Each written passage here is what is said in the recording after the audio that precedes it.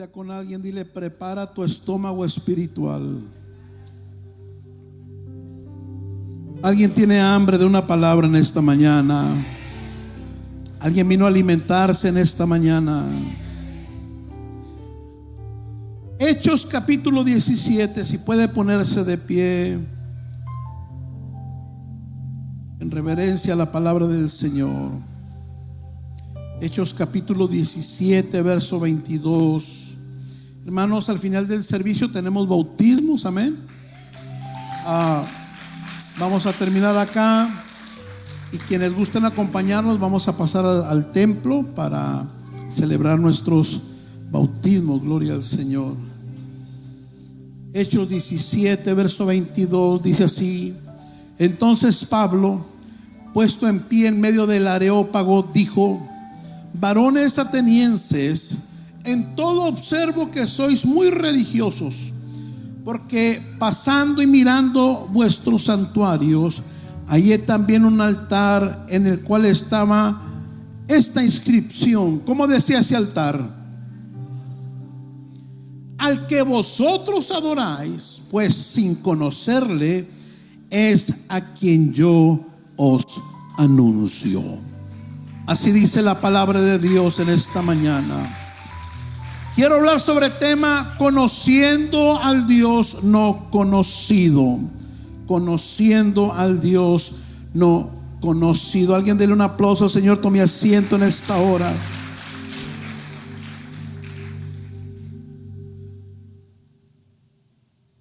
Es interesante que todo ser humano que ha existido sobre la tierra siempre ha tenido, ya sea la necesidad, el deseo o la simple curiosidad de conocer a su Creador.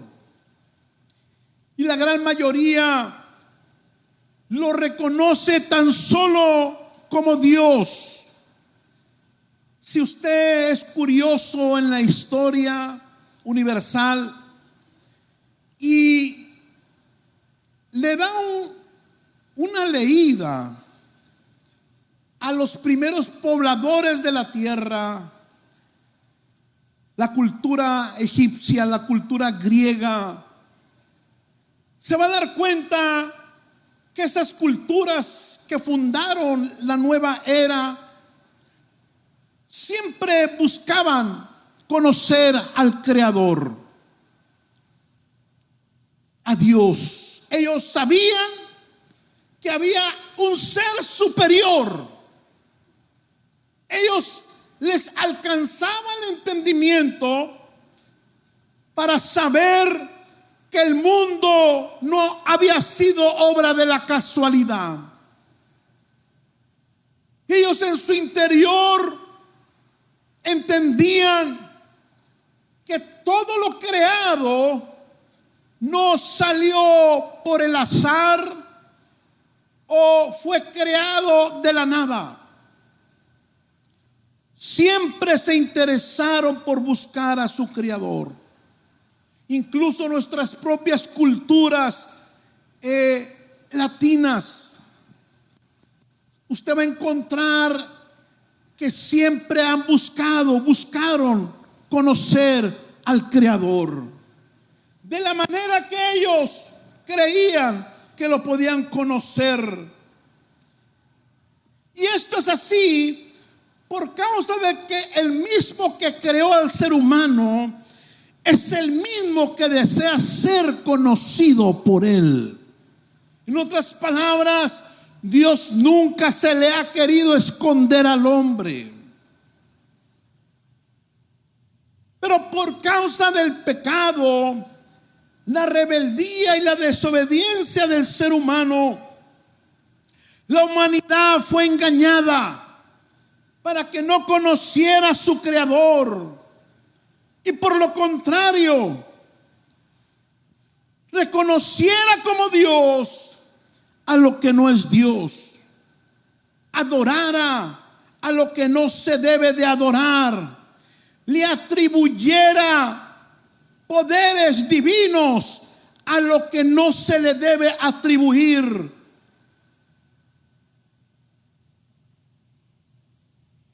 buscara donde no podía encontrar, se inclinara ante quien no se debía de inclinar, a estos dioses falsos, porque en realidad la palabra Dios no tiene derivado de dioses. Es lo que la Biblia le llama ídolos, y el inclinarse ante ellos, idolatría. No podía ser diferente este deseo del hombre de conocer a su Creador. Ya en el siglo primero de nuestra era, más precisamente en el año 51, en una de las ciudades más importantes de su tiempo, Atenas, Grecia, la ciudad más reconocida, sobre todo porque era una ciudad amante de la sabiduría y el conocimiento. En esta ciudad, el apóstol Pablo, quien vivió en esas áreas, al llegar a esa ciudad por primera vez, él se entristece y se indigna al darse cuenta que esta ciudad, cuyos habitantes amaban la sabiduría y el conocimiento, porque la sabiduría y el conocimiento es lo que te da acceso al poder, es lo que te da acceso a otro nivel de posición en un mejor lugar. Y estas culturas estaban sobresaliendo en la tierra precisamente porque tenían un nivel de conocimiento y sabiduría superior al resto. Cuando Pablo llega ahí, se entristece porque si bien conocían mucho, no tenían conocimiento del verdadero Dios. Buscaban a Dios, pero no lo conocían. Y dice en el verso 16 de Hechos 17 que su espíritu se enardecía viendo la ciudad entregada a la idolatría. Es en medio de esta confusión espiritual en la cual los habitantes de Atenas se encontraban, que Pablo observa un altar de uno de sus tantos dioses, porque ellos adoraban cualquier cosa que creían que era Dios.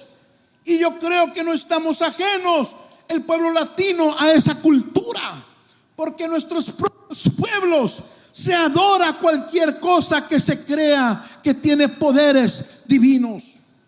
Y Pablo, cuando llega a la ciudad, se indigna y empieza a observar que esta ciudad adoraba de todo. Observa dentro de sus altares uno de tantos dioses, pero le llama la atención porque ese Dios no tiene nombre, porque ese Dios no presenta no hay alguna deidad que la represente, sino que sencillamente en la base de ese ídolo estaba solamente una inscripción que decía: al Dios no conocido. En otras palabras, por si se nos olvidó algún Dios, vamos a levantar un altar para que se adore al Dios que no tenemos. Dice el verso 22, narrando la historia de esta ciudad: entonces Pablo, puesto en pie en medio del areópago o del auditorio donde se reunían a discutir sobre los dioses que debían adorar, sobre filosofía, etcétera, dijo: varones atenienses, en todo observo que sois muy religiosos, porque pasando y mirando vuestros santuarios, hallé también un altar en el cual estaba esta inscripción: al Dios no conocido. Pues al que vosotros adoráis pues sin conocerle, es a quien yo os anuncio. Amigo que nos acompañas en esta mañana, estás en este lugar no por casualidad, sino porque al Dios que quizás no conoces quiere que tú lo conozcas en esta tarde. Yo no sé a qué o a quién tengas por Dios, pero en esta hora el Dios que no conocían los habitantes de Atenas y Pablo se los presentó, es el mismo Dios que hoy te vengo a presentar y a dar a conocer, al Dios no conocido. Yo no sé si hay gente que ya lo conoció y que sabe que vino a adorarle y que vino a exaltarle también. Oh, mi querido hermano, que hoy te vas a entregar al Señor, yo bendigo tu vida, porque el Dios que no te era conocido ahora te es conocido y revelado. Y déjame decirte que la mejor decisión que has tomado en tu vida es adorar al único y verdadero Dios. Yo no sé si alguien se una a ese júbilo. Yo no sé si alguien también pueda decir dentro de sí: yo alabo a Dios porque le conocí un día. Yo bendigo el nombre del Dios que no conocía, pero ahora lo conozco. Habrá alguien que pueda estar alegre con su Dios en esta tarde. Voltea con alguien, dile: te invito a disfrutar a tu Dios. Porque Dios es para disfrutarse. Dije, Dios es para disfrutarse. Si tú desde que viniste a tu Dios hay frustración, hay tristeza, se me hace que te equivocaste de Dios o necesitas conocerlo mejor. ¿Quién es ese Dios? Que los habitantes de esta ciudad y de muchas otras, tristemente hoy en nuestros días, identificaron como al Dios no conocido. Bueno, cuando Pablo se los empieza a presentar, seguramente el apóstol les dice: en primer lugar, el Dios no conocido es un solo Dios. El Dios que hizo el cielo y la tierra es uno solo. No tienen que tener todos estos altares, no tienen que tener todos estos ídolos que los confunden y que no los están llevando a la verdad. El Dios verdadero es uno y ustedes hoy se los vengo a presentar. El profeta Isaías desde entonces o mucho antes revela que Dios es uno. Isaías 54:6: yo soy el primero, yo soy el postrero, y fuera de mí no hay Dios. No hay Dios sino yo, no hay fuerte, no conozco ninguno. En el verso 9 del capítulo 46 vuelve a revelar Isaías que el Dios verdadero es solo uno, diciendo: yo soy Dios y no hay otro Dios, y nada hay semejante a mí. Porque la palabra Dios significa ser supremo. La palabra Dios significa uno que está por arriba de todos. Hermano y amigo querido, hoy está aquí el que está por encima de tu problema. Hoy está aquí el que está por encima de tu enfermedad. Hoy está aquí el que está por encima de tu situación. El Dios verdadero, el Dios no conocido, es amor. Dios no tiene amor, Dios es amor. El que no ama, escribió Juan, no ha conocido a Dios, porque Dios es amor. Cuando alguien tiene la experiencia del Dios amor, empieza a amar lo que antes no amaba. Empieza a perdonar lo que antes no perdonaba. Ama aún a sus enemigos, porque el amor de Dios lo invade, porque el amor de Dios lo llena todo, porque el amor de Dios le hace perdonar a los que le ofenden, porque el amor de Dios le hace amar incluso a aquellos que lo maldicen. Yo no sé si hay gente aquí que aprendió a perdonar por el amor de Dios que está en él. Dios es amor. El Dios no conocido te ama y desea que lo ames tú también. Juan 3:16. Dios amó tanto al mundo que dio a su Hijo unigénito, único, para que todo el que en él crea no se pierda, sino tenga vida eterna. Todo aquel que viene al verdadero Dios no se va a perder, tendrá vida eterna, no se extraviará. Por más torpe que sea, no se podrá extraviar aquel que conoce al verdadero Dios. El Dios no conocido es un Dios restaurador. Me imagino al apóstol trayendo la escritura de Jeremías 15:19 y diciéndole a esa ciudad de Atenas: esto responde al Señor, dice Jeremías 15: si regresas a mí, te restauraré para que puedas continuar sirviéndome. Dios es un Dios restaurador.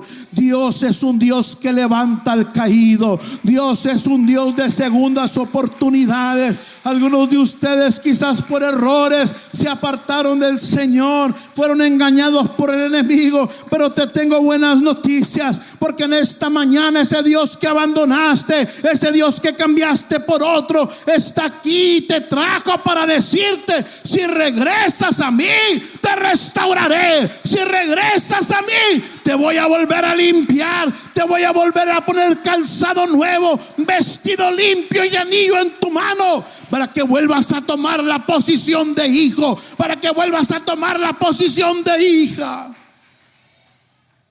El Dios no conocido sana todas las enfermedades. Los enfermos deberían gritar amén.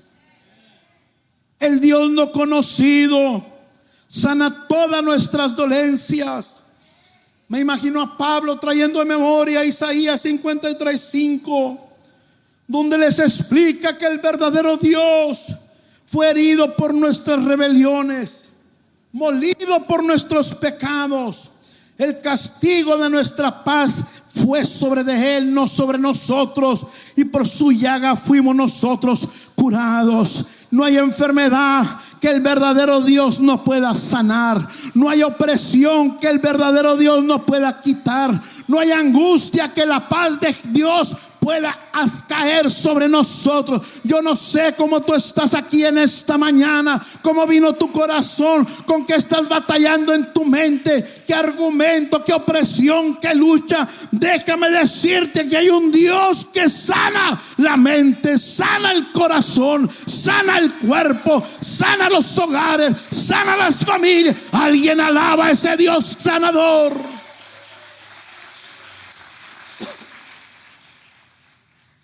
El Dios no conocido, atenienses y casa de Dios, es un Dios libertador. Colosenses 1:13. Posteriormente Pablo les escribe y les dice: Él nos ha librado de la autoridad de las tinieblas y nos ha trasladado al reino de su Hijo amado. El Dios no conocido tiene poder para librar todo aquello que está atado. Tiene el poder para sacar de la cárcel al encarcelado. Tiene poder para romper toda esclavitud. El Dios no conocido es un Dios libertador. Y te tengo buenas noticias. Está en esta tarde, en este lugar. Él hoy quiere romper cadena. Él hoy quiere liberar a alguien del alcoholismo. Él hoy quiere liberar a alguien de la tristeza. Él hoy quiere liberar a alguien de la miseria. Él hoy quiere romper cualquier maldición que te esté oprimiendo, que te esté gobernando. Porque el Dios no conocido es un Dios que liberta. Pablo, enfrascado en presentarles ese Dios que tenía un altar, pero no conocían. Me lo imagino en su argumentación diciéndoles: el Dios no conocido es el Dios de lo imposible. Jesús lo remarcó en Lucas 1:37, porque nada imposible para Dios. No hay nada que hoy Dios no pueda hacer a tu favor. No hay nada que Dios no pueda obrar. Para Dios no hay cosa difícil. Para Dios la palabra imposibilidad no existe en su diccionario. Para Dios esto no hay manera de solucionarlo, no existe. El Dios no conocido es un Dios de lo imposible. Nada imposible para Dios. Alguien tiene que escuchar esta palabra. Ay, pastor, es que usted no sabe el problema, es que usted no sabe la situación que estoy pasando. De hecho, he orado y no pasa nada. Pero si alguien hoy puede atrapar esta palabra como un rema, déjame decirte que no hay nada que Dios no pueda hacer a tu favor. No veas la imposibilidad, ve al Dios que lo hace posible lo imposible. No te veas en derrota, mírate en victoria. No te veas triste, mírate danzando y celebrando. No te veas quejando, mírate alabando y glorificando al Dios que lo puede hacer posible. Alguien profetice hoy: mis imposibles se hacen posibles. Tienes acceso al Dios de los imposibles. Nada imposible para Dios. Pero ese mismo Dios dijo también: al que cree, todo le es posible. Me encanta esa escritura, porque lo que hace Dios es darle de su fe al que no tiene fe, para que lo que Dios cree, Él también lo crea. Porque si Dios dice que nada es imposible y tú lo puedes creer, para ti tampoco nada te será imposible. El problema no es Dios en esta mañana. El problema no es el problema que estás enfrentando. Si tan solo puedes creer que esa situación se puede convertir en un milagro, Dios va a empezar a obrar a partir de hoy. Yo no sé quién tenga un imposible en esta tarde, pero sí sé quién es el Dios que puede hacerlo posible. Yo no conozco tu situación exactamente, pero conozco un Dios que lo puede hacer posible.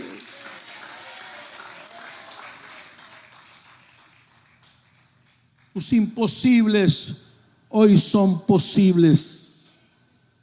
Gloria al Señor.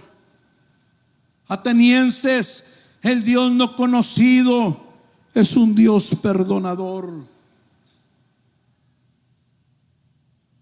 El salmista lo dijo así en el Salmo 103: Él perdona todos tus pecados y sana todas tus dolencias. Todos los pecados.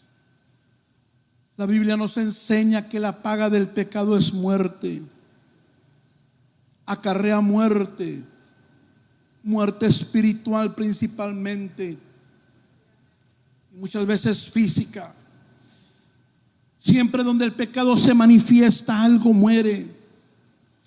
Cuando hay adulterio en un hogar, el matrimonio muere. Cuando hay adicciones en alguien, una vida muere, una familia muere. Cuando el hombre vive en desobediencia, muere espiritualmente delante de Dios. porque el salario del pecado es la muerte. Lo que le sigue al pecado es la muerte. Pero el verdadero Dios tiene poder para perdonar pecados. Si tan solo reconocemos delante de Él nuestra vida de pecado, Él está dispuesto a perdonarnos.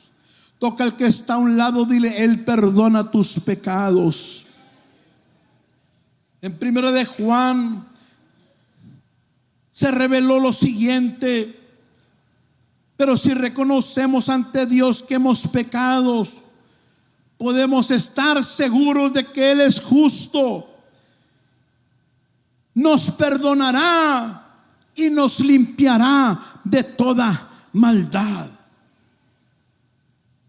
Lo único que se ocupa para que el pecado desaparezca, para que la acusación desaparezca de mi vida, es un acto de fe, es un acto de confesión, es un acto de reconocer que le he faltado a Dios. Y cuando eso ocurre y me humillo delante de Él, el pecado desaparece, la acusación desaparece, la carga desaparece, porque Dios tiene poder para perdonar pecados. Cuando el pecado es perdonado, la culpa se va, la carga se va, el dolor se va, la tristeza sale fuera, porque el perdón de pecados trae liberación, el perdón de pecados trae paz al ser humano. Quiero creer que Pablo terminó diciéndoles: el Dios no conocido, ahora lo van a conocer y tiene nombre. Tienen que cambiar esa inscripción que pusieron ahí, porque el Dios que ustedes no conocen y adoran tiene nombre. El verdadero Dios tiene nombre. El verdadero Dios no está sin identidad, tiene nombre, y hoy quiere ser conocido una vez más. Pero sabemos que el Hijo de Dios ha venido, 1 de Juan 5:20, y nos ha dado entendimiento para conocer, ¿qué cosa? Al que es verdadero. Y estamos en el verdadero. No estamos adorando a un Dios falso, estamos adorando al Dios verdadero. No estamos sirviendo a un Dios incorrecto, estás sirviendo, hermano, al Dios correctamente.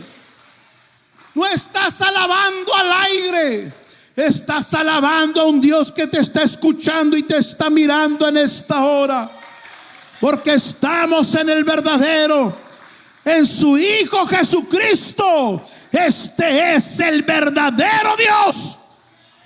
Dije, este es el verdadero Dios y la vida eterna. Jesucristo es el verdadero Dios y la vida eterna. Póngase de pie en esta hora.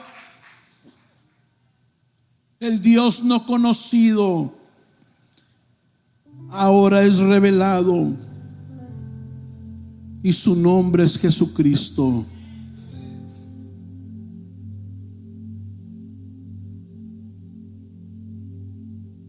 Yo no sé cuántos de ustedes que ahora lo conocen, por años adoraron a un Dios que no conocían. Por años creyeron en un Dios inexistente. Por años le ofrendaron a lo que no era Dios. Por años vivimos engañados. Es por eso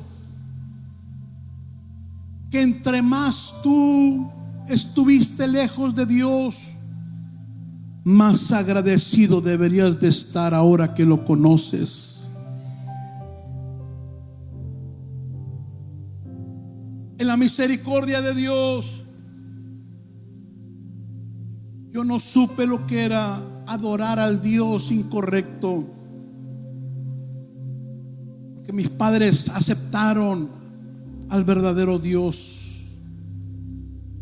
Mucho menos supe lo que era adorar al Dios de este siglo en las tinieblas. Pero eso no me quita que esté cargado de gratitud porque me ha sido revelado. Porque aunque oía de Dios, Dios no había penetrado en mi corazón. Y los hermanos en la iglesia me hacían bromas y me decían: Rubén, tú naciste en Dios, porque nací en una iglesia cristiana, pero Dios no ha nacido en ti. Y era verdad. Pero cuando ese Cristo se me reveló, mi vida fue transformada. Dejé de ir a una iglesia por religiosidad y empecé a ir para contemplar la hermosura de Jehová. Dejé de servir porque estaba acostumbrado a hacerlo, porque mis padres me enseñaron a servir a Dios aún antes de entregar mi vida. Pero empecé a servirlo por gratitud, por obediencia y por temor a Él.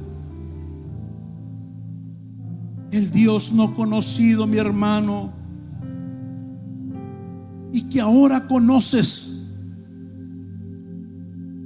espera y merece lo mejor de tu vida para Él. Tú que estuviste atado a la idolatría, a la brujería, a la hechicería, al ateísmo, yo no sé qué Dios adorabas, deberías de estar sumamente agradecido en esta tarde, en esta mañana, porque tus ojos fueron abiertos, porque te fue revelada la verdad de Dios. Es interesante cómo la ceguera en el ser humano marca diferencia en aquel a quien Dios le abre los ojos. Y como la gente, cuando alguien tiene un encuentro con Dios, dice: ya te lavaron el coco, ¿qué te hicieron ahí? Porque eres diferente. Bueno, es que antes era ciego y ahora veo, dijo alguien.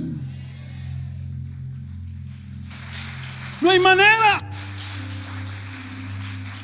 No hay manera de explicarle con palabras a alguien que yo conozco a Dios. Necesita experimentarlo personalmente. Es una experiencia personal. No es algo humano, no es algo de la tierra. Cuando el hombre tiene un encuentro con Dios, se le van las dudas, se le van las preguntas, se le va la confusión de si es verdad o es mentira. Porque ese Dios lo marca, porque ese Dios se encarga de meterle en el corazón la fe suficiente para que nunca se le olvide quién es el verdadero Dios.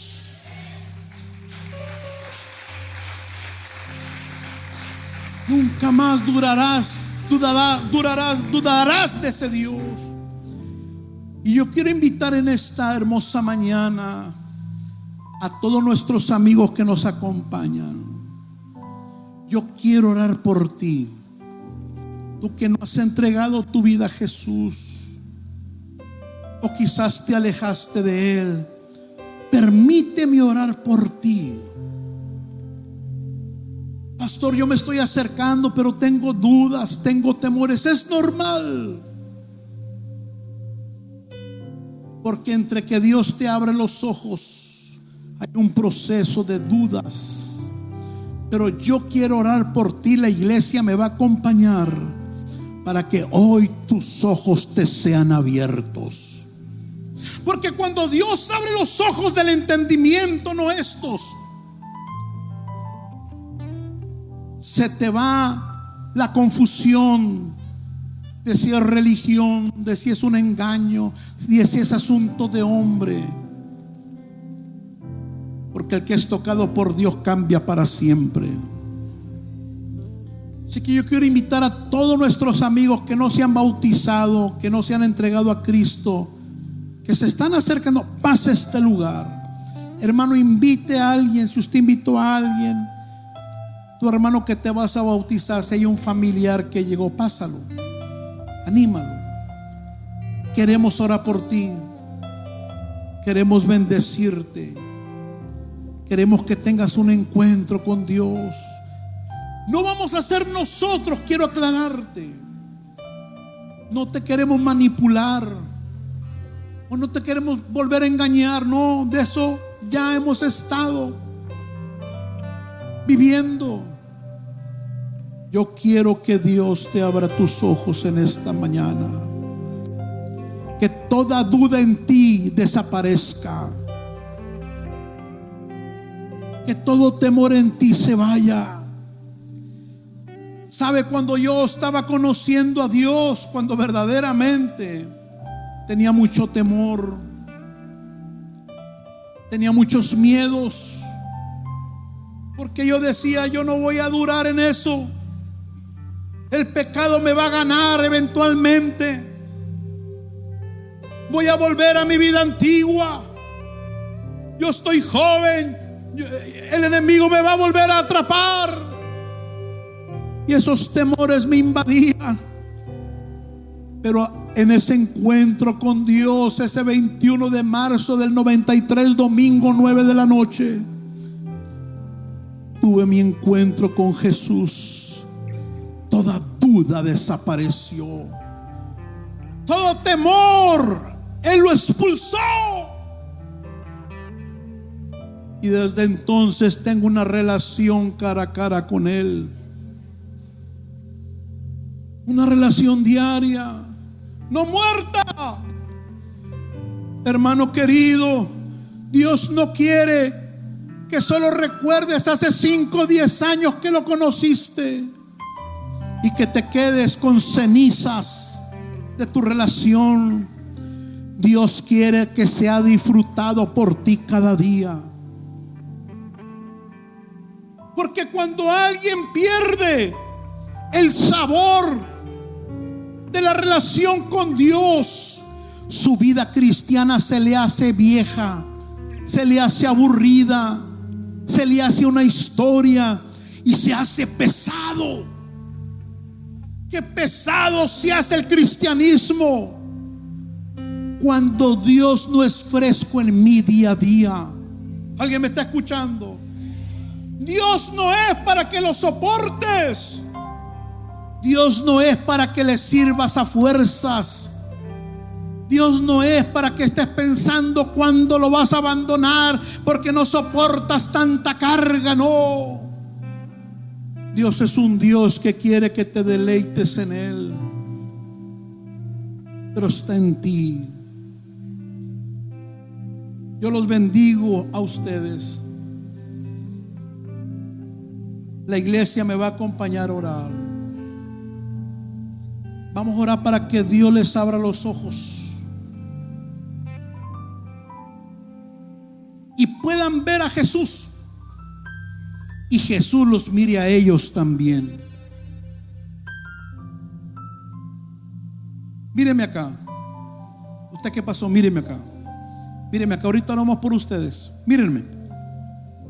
Les voy a platicar algo. Míreme acá, míreme acá.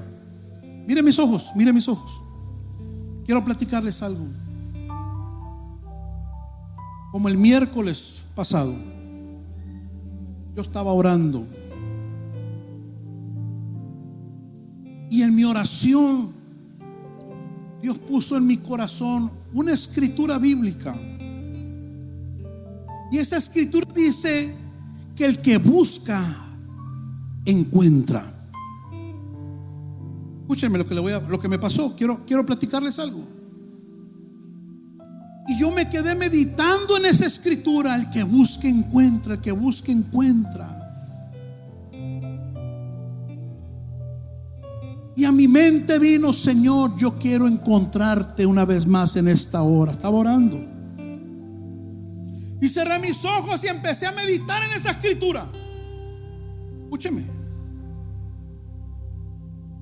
Y de repente miré a Jesús en mi mente colgado en una cruz, en la cruz.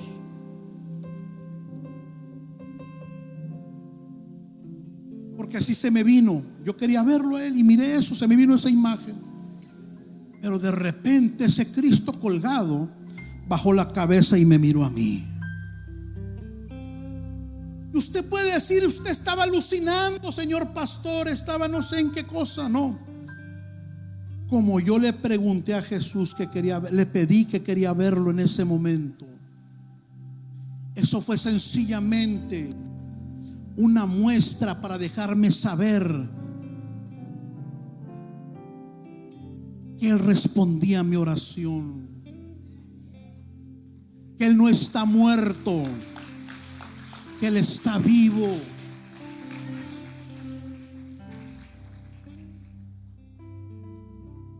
Y de eso se trata esto, de que el Dios que tú te estás acercando, por el cual lo felicito, está vivo.